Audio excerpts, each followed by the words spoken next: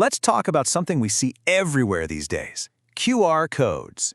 We're going to dive into what I call the QR code trap and show you how a tiny, innocent-looking sticker can actually be a pretty sneaky and surprisingly effective scam. Okay, so put yourself in this situation. You're in a hurry, you've just parked your car, and you see that little QR code on the meter. It's yelling, "Hey, pay the easy way right here." Super convenient, right? But hold on. Before you whip out your phone, ask yourself, how sure are you that scanning that thing is a good idea?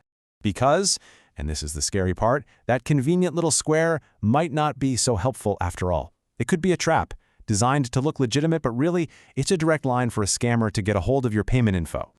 Now, you might be thinking this is some complicated, high-tech hack, but it's not. It's actually a brilliantly simple trick that works way too often. So, let's break down exactly how they do it. It really just comes down to 3 easy steps. First, the scammer just slaps their own malicious QR code sticker right on top of the real one. Could be on a parking meter, a flyer, you name it. And honestly, they can be really hard to spot.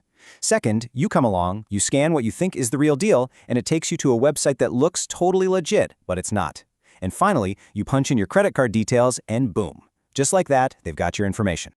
And yeah, there's a name for this whole scheme. It's called quishing. Think of it like phishing, with the fake emails. But instead of a shady link, the bait is a QR code. The goal's the same though, to trick you into giving up your personal and financial data. Okay, so that's the problem. But here's the good news. Keeping yourself safe from this is actually incredibly simple. So let's get into our protection playbook, right? Here's how to pay without getting played. When you get right down to it, you've got a pretty clear choice. The unsafe option, scanning some random QR code sticker you find out in the wild. The safe option, either pay right there at the physical machine or use an official app that you've already downloaded from your phone's app store.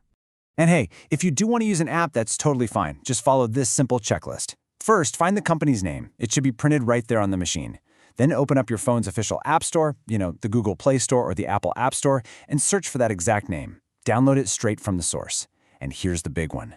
Never, ever let a QR code take you to a link to download an app. Don't do it.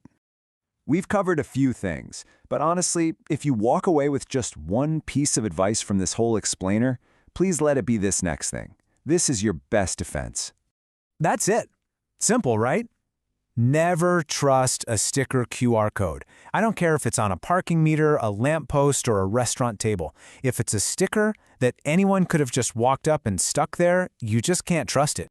Just making that one little habit part of your routine, being skeptical of any QR code on a sticker, is your absolute best defense. It pretty much shuts down this entire category of scam right in its tracks. So let's bring it all home. Look, QR codes are awesome. They're super convenient, but that's exactly what scammers are banking on. The most important thing to remember is to just pause. Think for a second before you scan. That tiny moment of caution can save you from a huge headache later. And that kind of leaves us with one last question to chew on. We just took a hard look at QR codes. What other bits of everyday tech, the things we use without a second thought, might deserve a closer look? It's something to think about. Stay safe out there.